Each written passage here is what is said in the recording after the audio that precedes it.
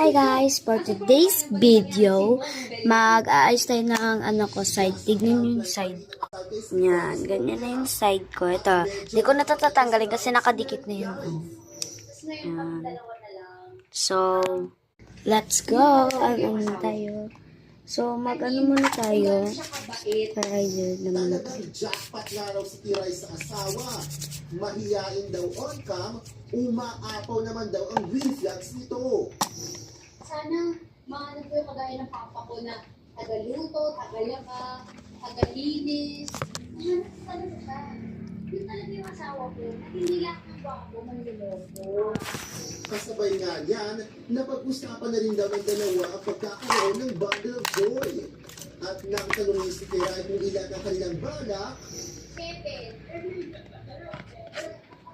Loko na. Hindi, 7 talaga kasi dadamihan ko. So, 7. Yun yung plano ko. Pero 32, mag-32 na po ako this year. So, yes. 1994 ako. Kaya, Yan po talaga. Kasi, excited na yung asawa ko. Pero parang, sana kayanin ko pa yung 7.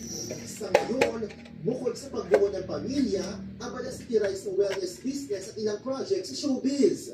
Nagbabalita mula sa frontline, Von Belinario, News 5. Susunod, Gilas Pilipinas Stars. Tapos na sa semifinals ng Manila Hustle 3x3 matapos pataubin ang koponan ng Japan. At silipin ang pasyalan ng perfect daw para sa mga tarantahin na gustong pagbuhin nila. Tuloy-tuloy po ang pagkataan dito sa frontline Pilipinas. Pilipinas Weekend.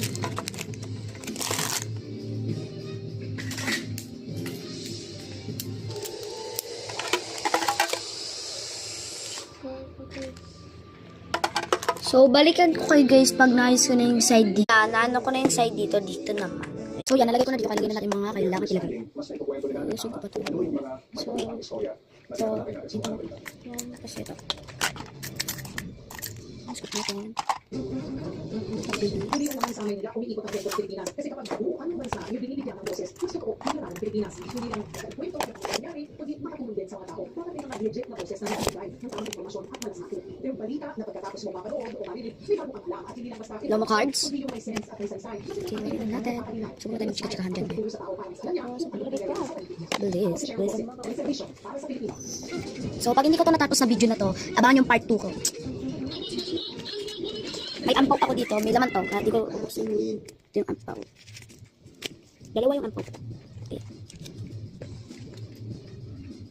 Bye!